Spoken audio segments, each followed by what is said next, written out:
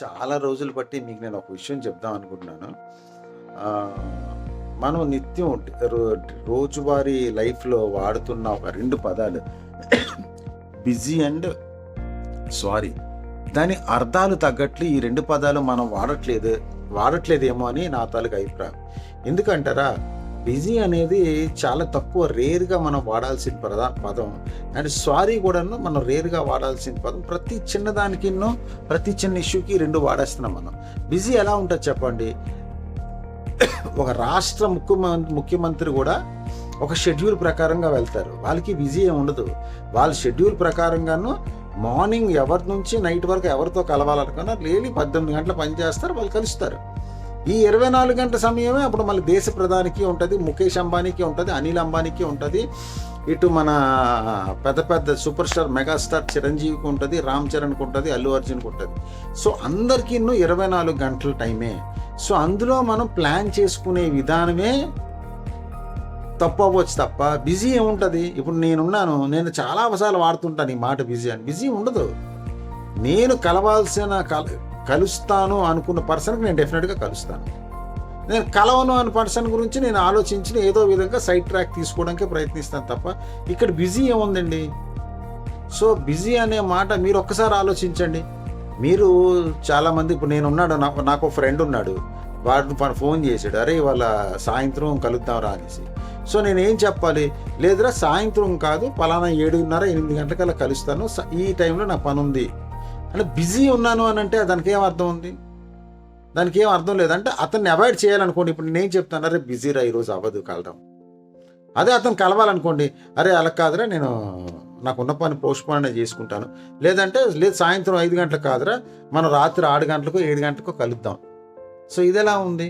So another one laziness కూడా మనం busy అని అంటున్నాం. లేజినెస్ ఏంటంటే నా పని 6 గంటలకు అయిపోద్ది, 7 గంటలకు అడితో కలవచ్చు. ఇప్పుడు 6 గంటలకు అయిన తర్వాత ఇప్పుడు ఆడితో టీవీలో సీరియల్ చూద్దామా, లేకపోతే సినిమా చూద్దాం, లేకపోతే ఫ్రెండ్స్తో బయటకు వెళ్దాం. సో ఆ టీచర్తోనో లేకపోతే ఆ పలానా ఎవరైతే కలుస్తారు అనుకున్న వారితోనో ఎందుకు కలవాలి? సో నా లేజినెస్కి ఎగైన్ ఇక్కడ మళ్ళీ నేను బిజీ అని పేరిస్తాను. 1 అవాయిడ్ చేయడం, 2 మన లేజినెస్, 3 మనకి ఆ పర్టికులర్ పాయింట్లో ఆ వ్యక్తితో కలవాలని మనకు ఉండకపోవడం. ఈ 3 దానికి మనం బిజీ అంటున్నాం. కానీ ఇక్కడ యాక్చువల్ అయితే బిజీ అనేది నా ప్రకారంగా లేదు. నిజంగాను మన ఫ్రెండ్కి కానీ లేకపోతే మన జనరల్గా చూడండి, మన ఇప్పుడు యంగ్ ఏజ్లో ఉన్నప్పుడు మనం ప్రేమించిన అమ్మాయికి ఎలాంటి సిచ్యువేషన్ ఉన్నా కూడా మనం కలిచేస్తాం. అది అక్కడ అగ్గిమేడలు ఉన్నా, అక్కడ కట్టికి చీకట్లో ఉన్నా టార్చ్ లైట్లు పెట్టి మరీ ఎత్తుకొస్తాం. అప్పుడు బిజీ ఉండదు.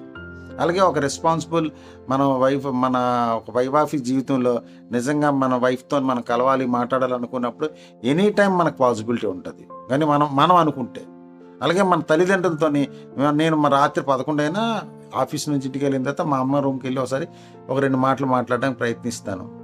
అలాగే పాపతో టైం స్పెండ్ చేయడానికి, ఫ్యామిలీతో టైం స్పెండ్ చేయడానికి ఇంట్రెస్ట్ చూపిస్తాను. దట్ ఈస్ అది నా విషయది. నాకు లేదు అని అంటే ఎవరు ఎంత చెప్పినా అది జరగదు. So what I say busy అనేది ఇక్కడ ఓన్లీ ఒక ఊత పదంలాగా వాడుతున్నాం తప్ప రియల్లీ ఆ వర్డ్ తాలూకా మీనింగ్ అయితే మనం డిఫరెంట్గా కన్వే చేస్తున్నాం. మన ఇగ్నోరెన్స్కి, మన లేజినెస్కి ఈ బిజీ అని పేరు పెడుతున్నామని నా తాలూకా అభిప్రాయం. ఒకసారి ఇది రైట్ అయితే మీరు కూడా ఒక లైక్ కొట్టండి, రాంగ్ అయితే డిస్లైక్ కొట్టండి, నో ప్రాబ్లం. అలానే సారీ అనే పదం మన రోజువారీ జీవితంలో ప్రతి గంటకు ఒకసారి వాడేస్తున్నాం మనం. సారీ అంటే ఏంటి? ఎగ్జాక్ట్లీ మనం ఒక తప్పు చేసాం, అది మనం రియలైజ్ అయ్యాం, ఇలా చేయకుండా ఉండాల్సింది చేసాం. రియలైజ్ అయిన తర్వాత అప్పుడు మనం సారీ చెప్పి నెక్స్ట్ టైం నిజంగా అలా చేయకుండా ఉండడానికి మనం ప్రయత్నించడం, అది actual real meaning of sorry. But ఇదో ఊత పదాల్లాగా సారీరా. So what is this? So according to me sorry అనేది అగైన్ మళ్ళీ మనకి అవసరం నిమిత్తం వాడుకుంటున్నామే తప్ప ఆ పదంకు ఉన్న ఎగ్జాక్ట్ మీనింగ్ ఏదైతే ఉందో దానివల్ల అయితే వాడుకోవట్లేదు. ఈ 2 ఒకసారి ఆలోచించండి. ఈ 2 మాటలు నా లైక్ అయితే లైక్ కొట్టండి, తప్పు అయితే డిస్లైక్ కొట్టండి, నో ప్రాబ్లం. బట్ వీడియో అయితే షేర్ చేయండి. ఎందుకంటే చిన్న విషయాలు ఇవి, పెద్ద మ్యాటర్స్ ఏం కాదు.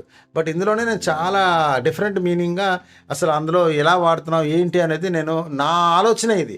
నేను ఎక్కడ చదవలేదు, ఎక్కడ చూడలేదు ఇవన్నీ. సో నా ఆలోచన బాగుంది అని అనిపిస్తే ఒక్క లైక్ అయితే కొట్టండి. Thank you so much.